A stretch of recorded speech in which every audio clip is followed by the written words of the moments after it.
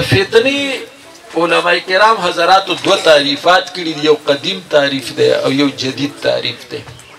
قدیم تعریف دا دی چې فتنه دا د ایمان آزمایش ته وایي، او جدید تعریف علماء دا کړی دی چې فتنه هر هغه څیز ته وایي چې پای کې د خیر او د شر اجتماعي په یو ځای باندې، او خیر به پکې مغلوب وي او شر به پکې غالب وي. سبای یعنی جدید تعریف علماء کرام حضراتو د فتنې دا کړی چې د خیر او د شر اجتماع ته فتنه وایي، او په دې کې به خیر مغلوبي او شر به پکې صحیح غالبي. نو دا اساس چې کوم لګېدلی دی استاسو د هر ځوان جب ته رسېدلی دی، نو په دې کې خیر مغلوب دی، شر پکې غالب دی. اوس د غالب شر په ماحول کې به هغه ځوان مغلوب خیر طرف ته مایله کېږي چې چا مضبوط دینی روحاني اخلاقي پس منظر وي او د هغه بهترین تربیت شوي. او دا یو لوی حقیقت دی چې که موږ ټول دینی طبقه او علما او مولیان صاحبان او پیران صاحبان او تبلیغیان صاحبان دا سر ځان له ډاګې ډاګې ته ووو، خو موږ د نوي نسل او د موبایل په منځ کې رابطه منقطع کولی نه شو. نو درې احتمالات دي.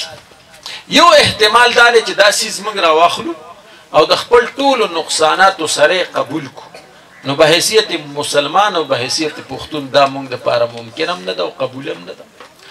او دویم احتمال دا دی چې دا موږ راولو یکسر مسترد کو، ریجکټ کو، نو دا ممکن نه ده.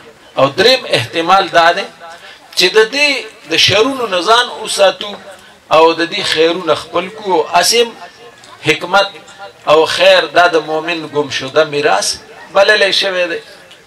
نو دا به کله کېږي؟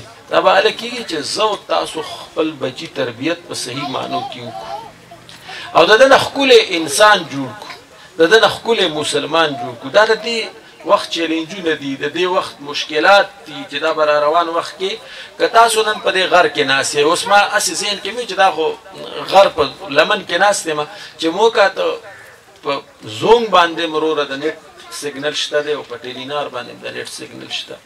که ته په کچه کور کې اوسېږي نو د تمامي دنیا تهذیبونه ستا مخې ته ولاړ دي، د تمامي دنیا ثقافتونه ستا مخې ته ولاړ دي، د تمامي دنیا د ژوند د تېلولو رنګ ډنګ دا ستا مخې ته پروت دی. ته ترې لا تعلقه نشي پاتې کېدی. او که ته د درګۍ او د شیرګړه او د مردان په سیټي او په بازار کې اوسېږي نو هم ته لا تعلقه نشي پاتې کېدی.